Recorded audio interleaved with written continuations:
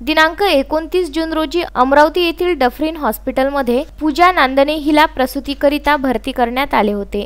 सकाळपासून तिला असह्य वेदना होत होत्या। जास्त प्रमाणात वेदना होत असल्यामुळे पूजा नांदणे यांच्या नातेवाईकांनी डॉक्टरांना सीझर करण्यास सांगितले, परंतु डॉक्टरांनी सीझर करण्याचे टाळले। तेव्हा महिलेला मोठ्या प्रमाणात रक्तस्राव चालू होता। पूजाला वेदना होत असल्यामुळे तिचा पती सचिन नांदणे डॉक्टरांना सांगायला गेला, तेव्हा डॉक्टर त्या ठिकाणी हजर नव्हते। परंतु जेव्हा पूजा हिला दुसऱ्या वार्डात शिफ्ट केले तेव्हा तिची प्रकृती आणखी बिघडली। परंतु डॉक्टरांनी व दवाखान्यातील स्टाफने महिलेवर उपचार करण्याऐवजी नातेवाईकांची खरडपट्टी काढली व घाणेरड्या शब्दात शिवीगाळ केला। अशा अवस्थेत रात्री 10 वाजता पूजाची प्राणज्योत संघर्ष करताना मालवली व त्यानंतर इरविन हॉस्पिटलमध्ये शवविच्छेदनासाठी पाठविण्यात आले।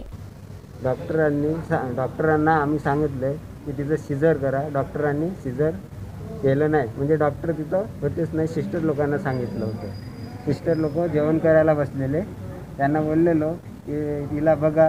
डॉक्टर लोकांनी, त्या सिस्टर लोकांनी त्याच्यावर काही ध्यान दिलं नाही। त्याच्यानंतर 10 वाजतापासून तर 7 वाजेपर्यंत तिला त्रास होत होता।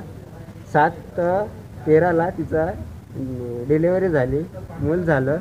त्याच्यानंतर तिला 2 नंबर वार्डमध्ये शिफ्ट केलं। 2 नंबर वार्डमध्ये शिफ्ट केल्याच्यानंतर जसं तिला त्या बेडवर टाकलं तसं तिला बघायला कोणीच आलेलं नाही। डॉक्टर आले नाही, सिस्टर आले नाही। सिस्टरने माझ्याकडून पैसे नेलेत। पैसे जसं त्या दोघांना, माझ्या बाळाला आणि माझ्या पत्नीला टाकलं तसे माझ्याकडून 300 रुपये घेतलेले।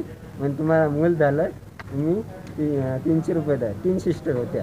हा सर्व प्रकार डफरीन हॉस्पिटलमध्ये घडला असून या घटनेसंदर्भात मृतक महिलेच्या पतीने दवाखान्यातील डॉक्टर व नर्सेसवर कारवाई करण्याची मागणी निवेदनाद्वारे केली आहे। सुरेंद्र बिसने, विदर्भ न्यूज, अमरावती।